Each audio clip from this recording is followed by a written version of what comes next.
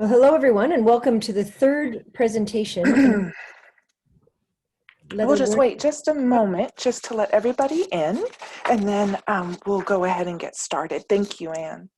Sorry, I thought, so you're going to introduce, right? It's live now. If we'll wait for a few moments for our attendees to join, and then I will welcome everyone. Thank you. Okay. My apologies.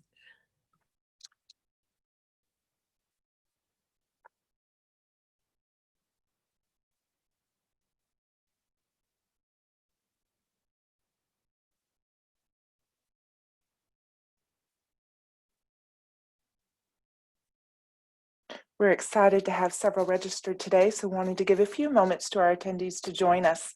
Hello, and welcome to today's webinar, Leather Processing, Stages, Challenges, Solutions. Today's presentation will be recorded and sent out to all registered participants and also will be posted on the Hub. We will have a Q&A portion at the end of the presentation. You can type your questions into the question box on the webinar doc. Any unanswered questions will be answered afterward via email. Now on to Anne Gillespie, Director of Impact Acceleration with Textile Exchange. Anne? Thank you, Rose. And hello, everyone, and welcome to the third presentation in our Leather Learning Series. We're going to take a really deep look at leather processing, and our goal is to be sure that everyone has a good understanding of what it entails, the challenges that we need to address, and the solutions that are out there. And I'm very happy to introduce our four expert speakers who've graciously agreed to share their wisdom with all of us. First, I would like to introduce you to Michael Costello. He's the Director of Environmental and Social Governance for the chemical company Stahl. Michael is also a member of the Executive Committee of the Leather Working Group and is active in raising awareness about chemical compliance initiatives like the ZDH Roadmap to Zero. Next, we have Fernando Belezi, who is the Chief Sustainability Officer at Prime Asia. He has over 10 years of experience in the leather industry and has been directly engaged with almost every leather-related initiative you can think of, including the Brazilian Roundtable for Sustainable Livestock, and has been, like all of these folks, an amazing resource for us. Next, we have Deborah Taylor, who is the Managing Director of the new Sustainable Leather Foundation and also works as an independent consultant and has been helping us a lot with our work on the Leather Impact Accelerator. Deborah brings to us her years of experience with the Leather Working Group and also her current work as a leather value chain consultant with the UNECE project to enhance traceability in sustainable supply chains. And finally, we're extremely lucky to have Julian Shenton, who's a senior researcher at Darmstadt University of Applied Sciences. He's a senior scientist with a research group in Bulgaria that is engaging in research and policy consulting on aspects such as governance of chemicals and products and supply chain processes for organizations such as the European Commission and national ministries and authorities. So clearly we are in very good hands for the next hour. And I just want to give a few words of introduction, that's me, and give you a bit of context on the work that Textile Exchange is engaged in. I'm hoping by now all of you will have heard of the Leather Impact Accelerator, which many of us have been working on for the last few years. As we call it, LEA uses benchmarks to address animal welfare and deforestation or conversion free at the farm level. It addresses the social and environmental impacts of leather processing and sets expectations for traceabilities. Brands can use LEA to support best practices in their leather value chain and make critical claims about their actions. You'll hear a bit more about this further on and when Deborah speaks about it. All of the work that we do sits under the RLRT, or the Responsible Leather Roundtable, including this learning series. And we do have a website to support that, so I encourage you to visit it at any time for updates and information. And then I also wanted to give a few words about our work with impact incentives. They are a critical tool in the Leather Impact Accelerator, allowing brands to connect back to the beginning of their supply chain. And we are having our launch webinar on October 26th at 10 a.m. Eastern Time. And when we send the notes out for this, we'll send you a reminder for that as well. And on the Responsible Leather Roundtable, our summit, our Responsible Leather Roundtable Summit will be held December 15th at 10 a.m. Eastern Time. This is part of our conference, but is free to all attendees. And I really encourage you to attend and hear about the direction that we're going to be carving out for ourselves going forward. And finally, a quick note on this direction. It is being strongly influenced by the target that Textile Exchange has set, which is to enable and guide the textile industry to reduce greenhouse gas emissions by 35 to 45% in 2030 for all raw material sources. And the plus in our Climate Plus goal is to also amplify the positive impacts in soil health, water, and biodiversity. So a lot going on. A lot of it's very relevant to leather processing in the water side. But I'm going to pass it on to Michael Costella to bring you through the steps of processing. Michael. Thank you, Anne, and good morning, everybody. Good afternoon, everybody, and good evening, everybody. It's my task to take you through a 5-minute introduction to the leather process. And I think we can do that pictorially, graphically on the next slide, please, where the leather process is divided into basically 4 steps. You can see 5 there, but it's really 4 steps because the first thing that happens is that the raw hide, which is the industry term for the skin of the animal, comes in the door to the tannery. And if you click, please, that raw hide has usually been preserved. It has been sometimes frozen, chilled, it could be salted, but in some way it has been preserved during its transport so that it doesn't go bad before it arrives at the tannery. And indeed, the very first step that it goes through in the tannery is called beaming or beam house. And that's an industry term for cleaning, really. What you have to do first when you get this rawhide in the door is to clean it. You have to wash it, and you have to get all the stuff off it that you don't want. And that can be lots of stuff that we don't always want to mention here, but it also can be protein that you don't want, protein that's not useful for the leather process. So there's a whole series of steps that goes on in this beam house stage, but it's really all about cleaning. And also, by the way, you can get the hair off in this stage, and that's also done with chemicals. It's a very chemical intensive process. And most of the water that's used to manufacture leather, about 65% of the water, process water that's used to make leather is used in this step, the beam house step. So what that does then, it allows the leather to be in a position where it can be stabilized. The leather is still not stable. It's still subject to bacterial attack, although there are some additives that can be given in the beam house. And what the tanning stage does, which is the second major step in the leather process, is that it stabilizes, cross-links the hide, the material, so that it doesn't go bad. And that's really what tanning is. And many people use the word tanning for the whole process, but in the industry, it's quite specifically linked to this particular process, where a tanning agent is added to the leather in a big drum, like you can see in the picture, and it rolls around with water and some chemicals. And when it comes out of that process, it's often called wet blue or wet white, depending on the tanning agent that was used. And that is a stable material that won't go bad in a few days, like the raw hide would go bad from bacterial attack. So the tanning stage is critical. And after this tanning stage, the leather can be shipped and transported to other places, other companies, other regions, because it's stable. And then you come to the stage where the leather really starts to take its form and take on the properties that we know about leather and that we are familiar with. Like the color, for example, this is where the dyes are added. It's also where there are oils put back into the leather to make it feel good and give it the subtlety and the flexibility that we know and love about leather.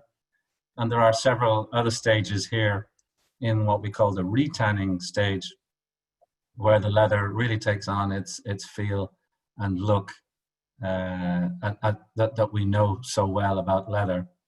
And then the final stage, called finishing, is really another word for coating. It's where a lot of the surface characteristics of the leather take place. This can mean coatings can be applied to it. You can also buff and mill the leather in special machines that give it a special surface effect. The coatings can be applied by spraying or by roller coaters, many different ways. But it's really the final touch, and this is where the touch and feel of the leather that we know so well in our shoes or in our bags or in our cars. This is the part where that comes from, because you're actually touching the surface, and this is the finishing part. And of course, this finishing part also protects the leather from external stains and chemicals and things that could destroy it if it wasn't properly finished. So that, in a nutshell, is the leather process in 4 easy steps. There's a lot more to it than this. It's a very intensive process. It's a very chemical intensive process. But that's basically it. It typically takes about a day to do that. If you had it all in the same place, you could do it in a day or 2. And that's about the timeline we're talking about here. Okay, so thank you very much. And we'll move on to the next speaker. Thank you so much, Michael. And now we're on to Fernando. Sorry, I was muted. Thank you very much, Anne, and the whole Textile Exchange team for the invitation. It's a challenge to talk about the social and environmental aspects of, you can move back, please. Yeah, you can leave there, that's okay. The social and environmental aspects of leather in 10 minutes, but I'll try to give an overall view so you have a better understanding of our sector. You can move to the next slide, please. It's important to remember that leather, thank you. Leather is one of the oldest industries in our world. And the reason I'm remembering you about that is because that existence has helped to shape the industry and has helped to make it an innovative industry, an industry that adapts with time, adapts with different realities, and has helped to make it a more efficient and a better industry. But at the same time, that long history has also attached some image, some bad impressions about the industry, some perceptions as a very polluting, resource-intensive industry that we need to address.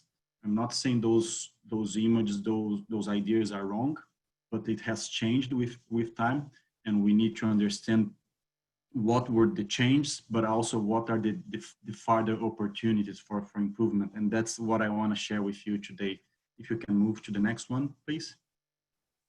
I want to go through some examples of what happens and what can be avoided. Let's start talking about labor conditions. This is a picture from a National Geographic documentary, and it's a picture that is very popular. It's often used when people want to criticize the industry, but it doesn't reflect the entire industry.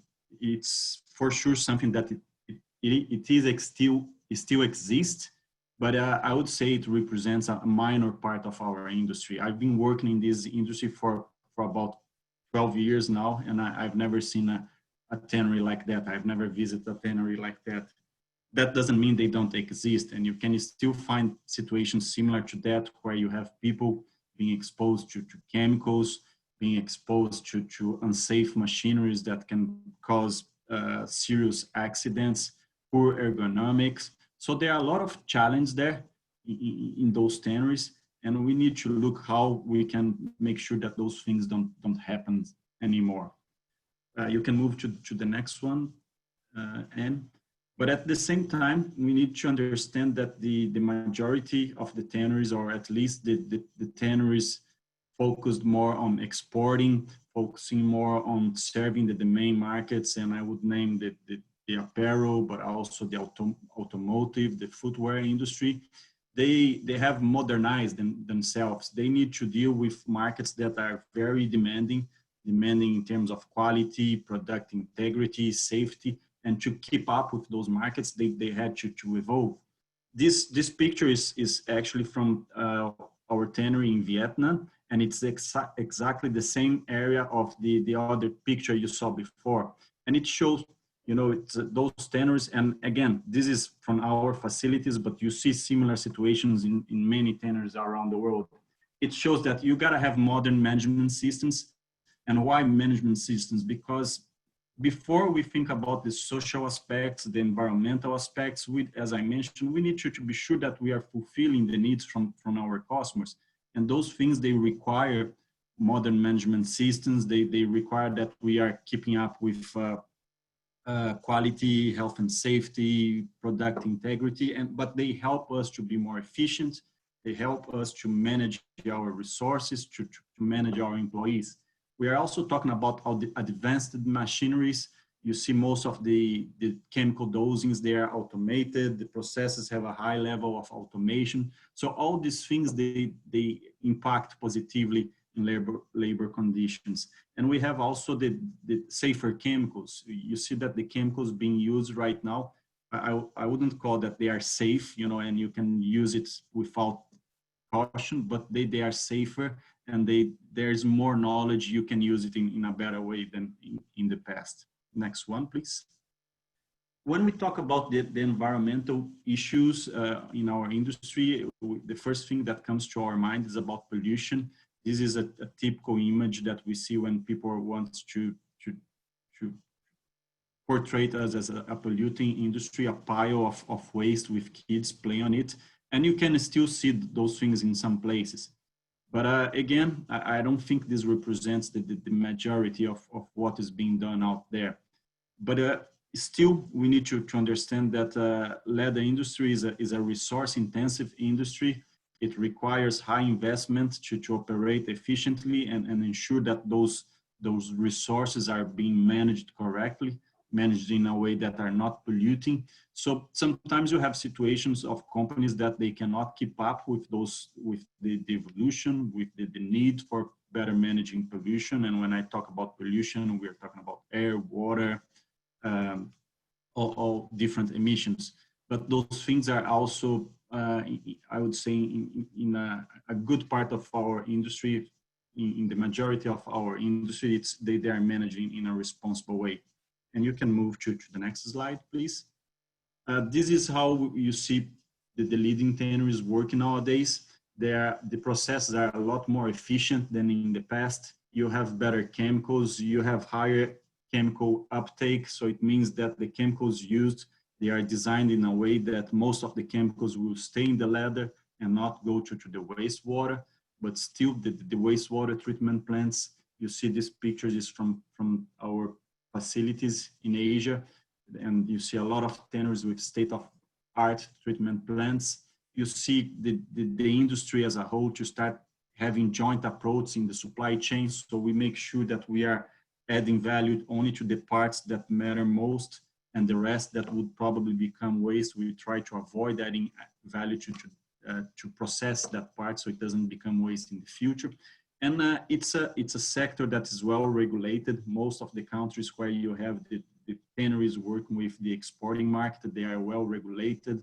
You have a lot of multi-stakeholder initiatives helping to have a more transparent view of our operations, helping us to develop best practice. So you can have tanneries that are very efficient and not a high polluting part in this business. You can move to the next one. And then there's a third part. Oh, sorry, this is just, I was talking about higher efficiency. I think this is a good example of where we are right now.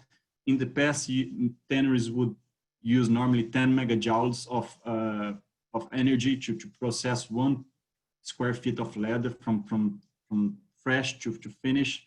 Now, modern tanneries, they can do the same with 3 megajoules, so less than a third. In terms of water, we went from 45 liters to 10 liters of square feet in a well-managed tannery. So it's less than a fourth, of a quarter what was used before. An example from our company in Prime Asia, last month we were able to use 80% of recycled water in our facilities in China. So it's a lot of water recycling instead of using new fresh water inputs. So this is just an example of how efficient we are becoming and how we are continuing to improve. Next slide, please. And then you have the issues of our supply chain. We cannot deny that there are cases of deforestation, issues of related to animal welfare, emissions from cattle, labor conditions, poor labor conditions in the supply chain, sometimes lack of transparency, lack of traceability. I think here we need to emphasize 2 points. One is that those things exist, but they can be managed. And the second one, it's challenging. It's challenging because we are not talking about what is within the tanneries gates, but it doesn't mean we shouldn't address those things and doesn't mean we should run from that fight, let's put it this way. And next slide, please. And actually, we believe that tanneries, they have a very important role in addressing those things in the supply chain, because we are a strong link between brands, between consumers and slaughterhouses and farmers. So if we are able to have clear communication, if we are able to discuss with our supply chain what we expected, we are able to generate best practices. And that leads to the next slide, please. I just want to share an example. We launched in the beginning of this year an initiative that's called Responsibly Raised. We started with a project in the US, but we will launch very soon a project also in Brazil, where we are identifying best practices and we are working with partners that are able to ensure that the better use of natural resources at farm level, that have strict animal welfare standards that are certified, that contribute to lower emissions, and that allow us to give traceability back to the farm of birth. So you can have all those best standards certified, third-party verified, but with a very transparent level of accountability. As I said, this is something that we've started with partners in the US. We are moving to Brazil, but we believe in a midterm, this can be a relevant part of our entire supply chain. So we need to engage to generate best practices. And the next slide. And I just think it's important to say that we didn't get this far on our own.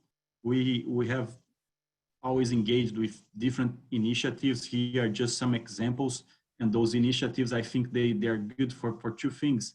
They show that, you know, when you work with different stakeholders, when we work together, you can develop good solutions. But I also would like to point out that if the leather industry wasn't important, and if those organizations thought it could not be done responsibly, they would not be engaged. So that engagement also help us to show the importance and that things can be done in a correct way. And next slide, please.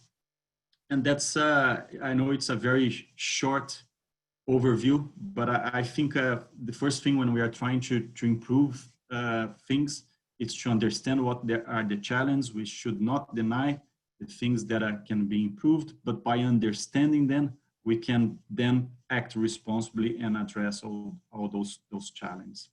So thank you very much. Thank you so much, Fernando. It was short, but very thorough and very thought-provoking.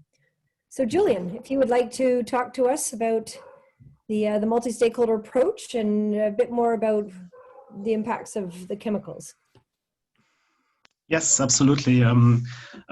First of all, thanks to Textile Exchange for having me, and allow me one remark about our research group. We are situated in Darmstadt in Germany, not in Bulgaria. This was a misunderstanding. The name of our research group is Sofia, so we are not from Sofia in Bulgaria. But this is only, by the way. Now let's focus on my talk today. We have heard from Fernando a lot about socially and environmentally more responsible leather. And in my little presentation, I'd like to focus on the challenges linked to the chemicals applied in the life cycle of leather products. And I want to outline the multi-stakeholder process that is needed to tackle the chemical challenges on the way to more sustainable chemistry. Please click. Many of the social and environmental aspects covered by Fernando are also reflected by the United Nations Sustainable Development Goals, which you can say provide normative orientation to national and to regional policymakers and industries worldwide. And more sustainable chemistry is also grounded in the Sustainable Development Goals. It can be defined for the purpose of this presentation as chemistry that causes no harm to humans and the environment due to toxicity or ecotoxicity, and which reduces the use of natural resources. Please click. Yeah, but measured by these rather high standards, looking at the chemicals applied in the life cycle of leather, generally speaking, there appears to be a room for improvement. I guess it is safe to say that leather production entails many classified substances considered hazardous, and that might therefore pose risks to workers and the environment if appropriate mitigation measures are not in place. So the actual risks, however, depend on the specific process conditions in every tannery and relate to every tanning procedure and chemical that are applied in detail. That said, I will give some examples of chemical issues that could occur. For instance, during the transportation and storage, biocides, pesticides, and salts are applied to preserve rawhides or, for instance, wet blues. This, for instance, is relevant in times such as of the COVID-19 pandemic, where supply chains are disrupted, and such chemicals may pollute the effluents.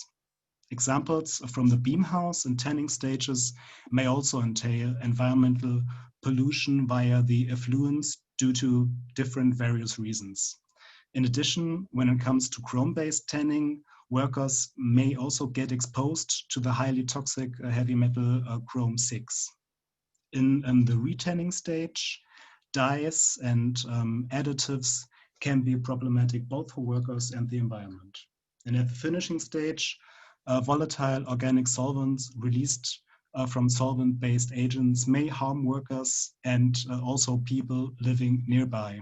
In addition, leather often receives coating of per and polyfluorinated compounds, as we have also heard earlier today, which shall make the material, for instance, more robust. And unfortunately, these substances are highly persistent in the environment. This means they do not degrade easily, and sometimes they are also toxic. Please click. I'd also like to mention that chemicals in leather is also relevant in terms of the consumer protection perspective. And many chemicals are therefore restricted by law or, for instance, subject to transparency rules. Last, not least, at the end of life, chemicals in leather have the effect or may have the effect that leather is usually not biodegradable. Think, for example, of the synthetic coatings, which are generally not biodegradable and which anyway might contain persistent and hazardous substances. So if we want to get past that and move in the direction of more sustainable chemistry, this requires a multi-stakeholder process. Thanks, Rose. All actors along the chains have to cooperate, and also incentives and impediments of other actors such as policymakers, consumers, NGOs, and investors need to be taken into account. All these relevant actors must then agree on a common understanding of the problems that industry and society are facing. This helps them to understand the big picture or to gain a system view that is needed to identify possible solutions. In a series of workshops we did in Darmstadt with representatives of the leather supply chain, we managed to get closer to the system view. What can we learn from such a process? Please click. One way to approach the big picture is an identification and analysis of the factors having an influence on which and how chemicals are applied. But what are driving forces and which factors are only driven by others? How strongly are they interlinked? We tried to answer these questions employing long-standing methods. what we found is that process innovation and product innovation rather belong to the driven factors. This is quite interesting because it means that putting out new chemicals or production methods on the markets alone will not suffice to drive the change. Please click. Drivers for the application of chemicals include, for instance, the regulatory frameworks or the lack thereof, as well as business and consumer requirements concerning the functionality of leather. I guess those aspects appear logical. We also see that environmental conditions are rather seen as drivers. Finally, traceability of chemicals along the supply chain is seen as a driver. Traceability would allow downstream users such as brands and retail to know which chemicals are included in their products. So this is the background for this categorization as driver. And hence, once established, traceability could be an enabler for improvements in many respects. Yes, and then I'd like to briefly mention that there are also other factors which could not be easily categorized as either drivers or driven. Rather, these factors could be both depending on the specific context. You can see those aspects here, and one of them, as you can see, is consumer behavior. Please click. Having understood the factors of influence, one can then create a common vision of where the leather industry wants to be, for example, in the year 2035, taking into account the big picture. We did this in the mentioned workshop series. In this 2035 vision, increased transparency and knowledge along the supply chains on chemicals and processes and products play a key role. This can be possible by creating structures within the supply chains and through horizontal and vertical cooperation, which ensure traceability of chemicals along the entire chains. Brands and retailers are then able to pass on transparency gains to their customers, thus changing the awareness of consumers and also their willingness to pay. Brands in turn now have the opportunity to send a more specific demand for more sustainable chemistry into their supply chain. And this creates incentives for suppliers to innovate processes and products. So it can also be said that business models oriented at more sustainable leather chemistry along the supply chain suddenly pay off more. Two other developments are crucial. On the one hand, framework conditions in the supplier countries will likely change, where society no longer accepts the negative effects of production on people and the environment. In turn, also the political agendas at these locations will put more emphasis on sustainability. And in parallel, there are and there will be legal impulses in the consumer countries such as the EU, and in particular a dynamic development of chemicals legislation. And this drives supply chains to set up suitable chemical management structures, which brings us back to the topics of transparency and traceability at the top. Please click. Since I've already mentioned consumer willingness to pay, I'd like to share another insight from our empirical work. We asked consumers in the Darmstadt region how much they would be willing to pay for leather shoes similar to those pictured here. In this question item, we differentiated 3 manufacturing scenarios, whereas the look of the shoe in all 3 scenarios was the same. The 3 scenarios were the first one, a shoe produced in conventional methods, then produced with very environmental friendly methods, or produced by environmental friendly methods, which also ensured the traceability of the hides. And as you can see, there's a significant jump in the prices consumers are willing to pay from one scenario to the next. Interestingly, consumers even appear to value traceability of hides and to say they would be paying a fair amount extra of money for that. Note that the number of about 400 participants should not make us overly enthusiastic. However, these results indicate that business models based on traceability can be economically viable. Next slide, please. I'm inviting you all to visit our website and to read the website or to watch videos there of the empirical work that we have done so far. mostly with the German leather industry, and in particular in connection to the scenario process Leather 2035. And you are, of course, also invited to contact us via email or via the form on the website if you're interested to participate in a series of sub-projects that we have just launched and which are addressing harmonization of standards, IT tools and governance for traceability, chemical and process innovation, as well as leather design guidelines. Summing up my presentation today, transformation to more sustainable chemistry requires a sector-wide cooperation horizontally and vertically. All actors need to gain a systemic view and common problem understanding. So please, dear representatives from industry, engage in projects and initiatives such as LIA and the Responsible Leather Roundtable, like our project in Darmstadt, and additional initiatives I'm sure that Deborah will talk about in just a minute. So much for the moment from my side. Thanks for your attention. Thank you so much, Julian. And to your point about getting that common understanding, I encourage anybody who wants to ask any questions, you can preload your questions into the Q&A and we can even start answering them as we go. But now I'm happy to pass it on to Deborah Taylor. Deborah. Thank you, Anne. Hello, everyone. I'm really glad to be with you all this afternoon, and hope you're getting some insightful information from everyone today.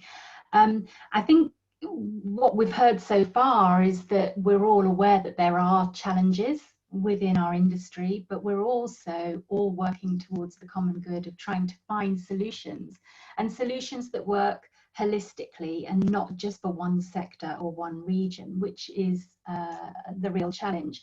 And if we can move on to my first slide, Anne, I think I sum that up here. Consumers are better informed, they're more conscious of the effects that production and consumption have, and everybody is after these same parameters: a reduction in emissions and pollution and the hazardous chemistry, deforestation and land conversion, species conversion. And of course, we want better animal husbandry and welfare, and we want better health and welfare of our workers, best practice for machinery, best practice for processing, and collaborative cross-sector innovation and cooperation, because that's what drives the improvement for the whole industry. And I think if we can move to the next slide, I think what I want to do today is just give you a really broad overview of the type of certification and verification that we've already got out there in the leather industry, the scope of the work that some of those main organisations are doing and their geographic coverage within that, and then we'll look a little bit at the specialities amongst those certification companies. I will caution this by saying that this isn't an exhaustive list, and there are many organisations that work in smaller regional ways. We have brands that have very good systems and structures in place themselves to address some of these concerns. But the organisations that I'm going to cover really are the most well-known ones that we would all have come across in our day-to-day. So if we can move to the next slide, Anne. The first matrix that I've got for you here is really looking at the organisations that are leather-only programs. So there's another slide in a moment that looks at organisations that deal with other textiles. But these are some of the programs that are just looking at leather. And at the top of the matrix here, you can see AQC. And AQC are really concerned with watch strap leather. So it's quite niche in terms of its scope, but they do have global coverage, and they are looking at all of those important elements like environmental management systems, good chemical management, traceability of their material, and also social practices. You can see they're not looking at carbon footprinting right now, although I know that they are involved in wider groups and initiatives that are beginning to talk about that. And I'm not aware that they're doing real governance work right now, although again, they are involved in other industry initiatives that are talking about that. They are a membership organisation, and I guess their restriction is that they are a small market in that they are looking specifically at the watch strap market. And if we look at CSCB, an organisation that primarily is focused on the Brazilian market, again, doing really good work across all elements, as you can see there. And being based in Brazil, they have really good links with a lot of organizations that have been doing phenomenal work around deforestation. We know it's a concern. We know it's an industry concern.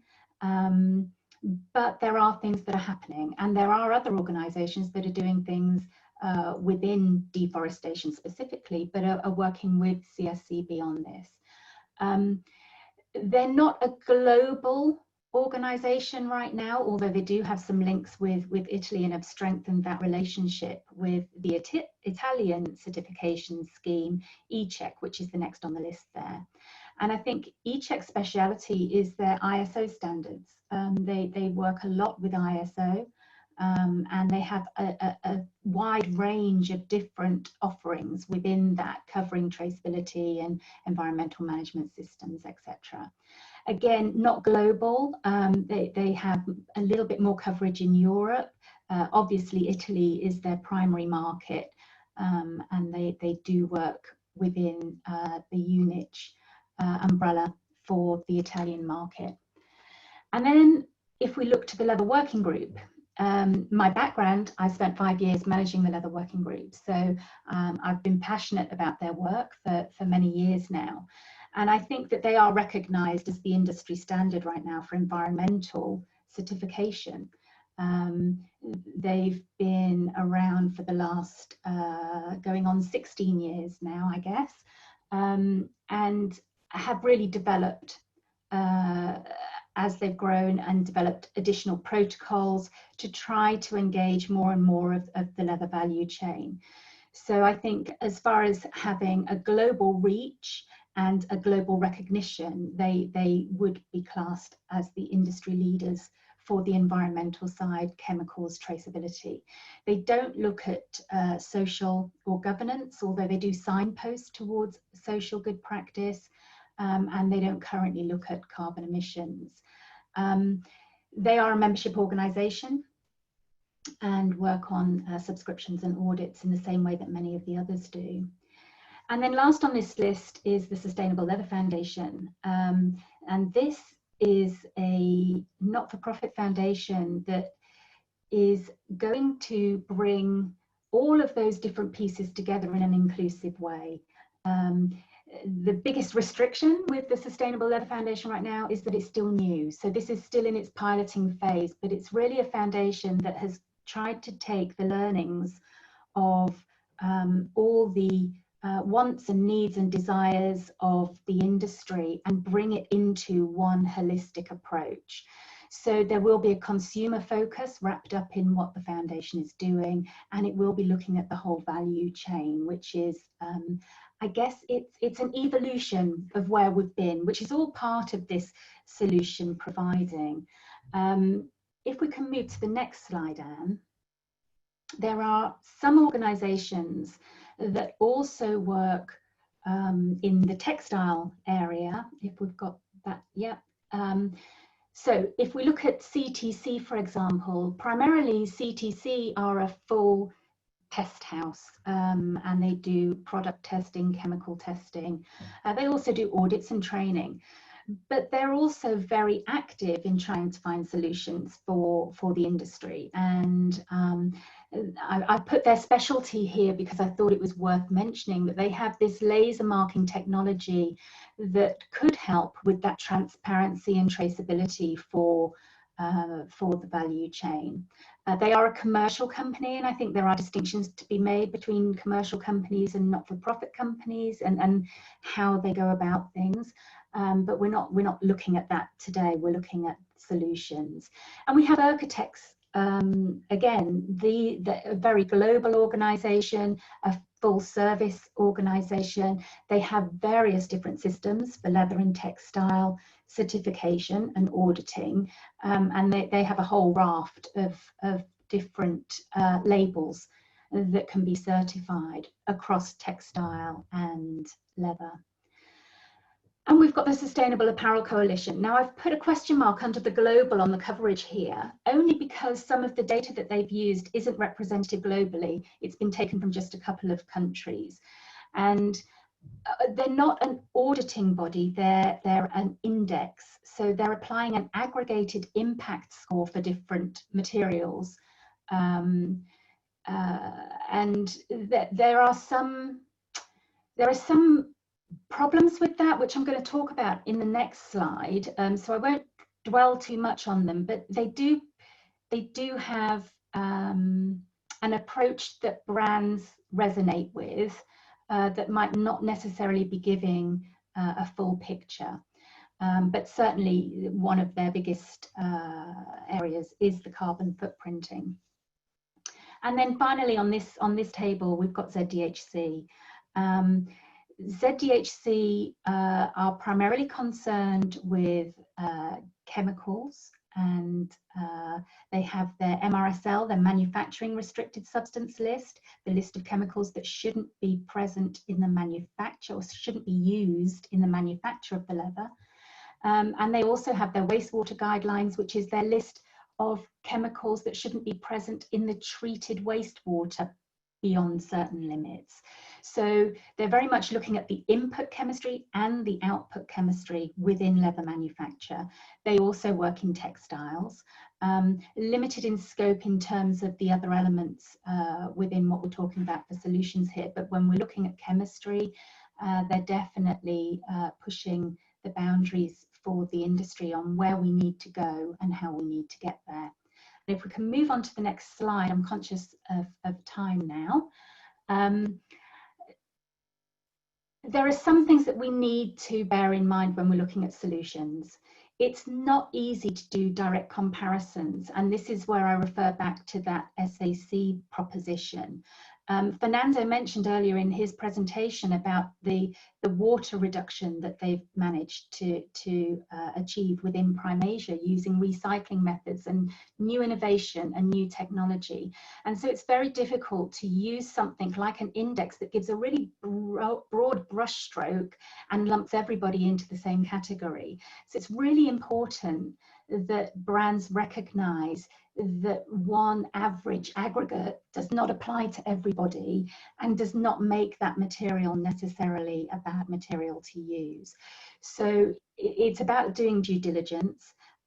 It's not easy to do direct comparisons with any of these organizations because they're using different types of systems and structures within that and scoring. So we want to get to a situation where brands don't need to do additional auditing and where we have got a platform where a brand can have faith and trust in the certification programs that are out there. And you know, that is challenging. We don't have a lot of standard regulation, and we need to start harmonizing. And I think a lot of what we're hearing more and more across industry now is that harmonization and collaboration is necessary. So we need the harmonization, but we also need to protect the social and economic sustainability for many of those leather producing countries that might not be at the same level as some of our more advanced. And if we move on to the next slide, Anne. Yeah. So really just to wrap up, there are some great NGOs that are also working in the space for solution providing. Solidaridad do some great work. We've got the country associations that all come together and try to drive forward thought change and innovation. And we have some good public and private partnerships that are working well. You know, the UN are working on this project right now for improved transparency and traceability. And the wider stakeholder group in that includes many of the partners and organisations that we all work with day to day. So, but we could do better, we could collaborate better and pull that wisdom and innovation for the better good of the whole industry. And of course, reach out and get more information as a brand doing your own due diligence. So if we move on to the final slide, I want to just bring this back to Textile Exchange and the Leather Impact Accelerator, because that's what the Leather Impact Accelerator also tries to do. To use benchmarks that are already existing and to use the best of the certification schemes and companies that are out there already and bring that under an umbrella that brands can use to support and provide those best practice claims about what they're doing and about the action that they're taking. In addition, I think, and Anne will be able to talk to you a lot more about this, but within the Leather Impact Accelerator, there is impact incentives to help brands on their road, and claims framework to help them with guidance on making those credible claims and what they need to do to be able to make those claims and substantiate them. So it kind of wraps it all up neatly, really. And with that, I'll throw it open for any questions that anybody's got, I think. Thank you very much. Hi, Deborah. One of the questions that has come in is, what is EMS mean on the board? Sorry. No worries. We're terrible, aren't we? We sometimes use these acronyms, assuming everybody knows what we're talking about. EMS is an environmental management system. So it's the process by which you start evaluating and monitoring what you're doing, your impacts analysis on the environment in terms of your inputs and your outputs. So it's an environmental management system. Great, thank you. Another question is, are any of the programs interchangeable in terms of audits involved, etc., or are they all totally separate? Yeah, that's an interesting question. At the moment, they're totally separate. And that's one of the things that the Sustainable Leather Foundation is hoping to achieve by allowing equivalency of other programs. So a leather manufacturer won't have to think about where his different certifications are. They can have them all on one platform so that a brand can see all of the certifications in one place. And we're hoping that we can host that within the Sustainable Leather Foundation. But at the moment, they're all acting independently. Great, thank you. Another question that has come in is, will the LWG be including social aspects in the standard in the future? Now, I don't actually work for Leather Working Group at the moment, so I can't. Perhaps I can, Yeah, I think the plan was always to signpost to social, and I know that this year we did ask members again whether or not they would like us to include more with social, and I know it's a want, but I think it's still signposting. Is that right at the moment, Mike? well, it's likely that in the future it will be a requirement to show that you've had a social audit in order to get the LWG audit. It's not audited right now as part of the LWG, but it will be a requirement for that in the future. Yeah, so there will have to be compliance to some social audit, but it won't be a Leather Working Group social audit in the interim, at least for the medium term. Thank you both. Another question that has come in is, do any of these use chain of custody processes? I guess yes, would be the simple answer. I think within Leather Working Group system, traceability is very much measured on the ability of a leather manufacturer to trace their material back to the slaughterhouse. It doesn't go beyond the slaughterhouse right now. There are a few additional requirements if you're looking at leather coming from the Amazon biome region. But in more broad terms, it's how much of your material you can trace back to the slaughterhouse, either through paperwork only or through paperwork and physical marking. And there are two distinct scores that are given within that. I also know that eCheck do have a specific traceability standard in their kind of stable of certification. But I can't take you into the detail of the eCheck one, but I know that they are definitely looking at traceability and chain of custody requirements within that. Thank you. And this may be for earlier in the presentation, so any of the speakers that may feel best to answer, or you, Deborah, for sure. It's a two-parter. What was the panel of consumers, as in how many, the age, the countries? Yes, I guess this question is directed to in my direction. I had this also on the slide, but maybe it was a bit a teeny tiny. As I said, we had around 400 consumers answering this question that I was referring to, and we had about 600 participating in the overall survey, and half of them were female and half male and diverse. 90% German. As I said, we did the survey in the Darmstadt region, and our social scientists that have conceptualized the survey, they tell me that statistically the findings that we have generated are relevant, but at the same time we cannot say that those participants are representing some average of the population in Germany or even of the Western world, because they have a much higher level of income and also a higher level of education, our panelists. I hope this answers the question, and more details can then be found on our website. Thank you.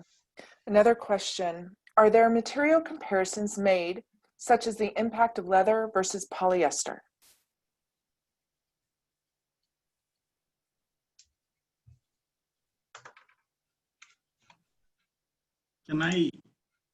Can I answer that question? Please.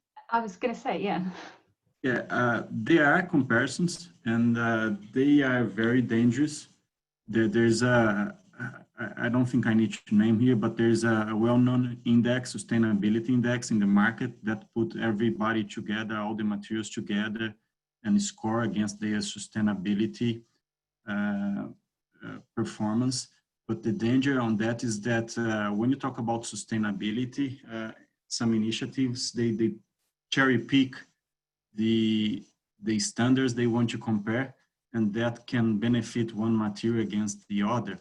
And also when you're talking about environmental performance, sustainability, you got to be careful, because you can have updated data, you can have updated methodologies that are used internationally, but you can also rely on old data, you can rely on generic information, which gives completely inaccurate information. And we are seeing a lot of discussions, some indexes that are putting polyester, which is a fossil fuel based product, as the most sustainable product in the world right now.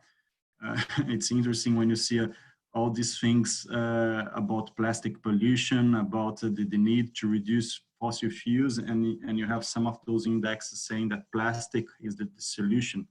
And more interesting is that plastic is considered more sustainable against any natural fibers. So we're not talking about only about leather, we're talking about cotton, we're talking about wool. So there is a wide discussion about those indexes and how much you can rely on that information. Thank you. Anne, as we are approaching the top of the hour, I will turn it back to you for any final thoughts, and then I shall close. Thank you, Rose, and thank you so much to all of our speakers. It's an hour is a very short period of time to cover all of the issues and activities that are going on, but you did an excellent job.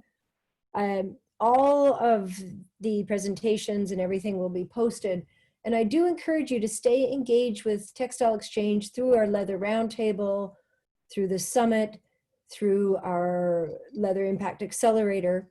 A lot of these issues that we've discussed are going to be constantly in the forefront, and we want to have everybody's voice in the discussions. So I will pass it back to you, Rose. I want to just again say thank you to our speakers, and thank you for participating in today's webinar. Again, as a friendly reminder, all unanswered questions will be answered via email, and an email will be sent to all registered participants with a link to today's presentation. That concludes our webinar. Thank you.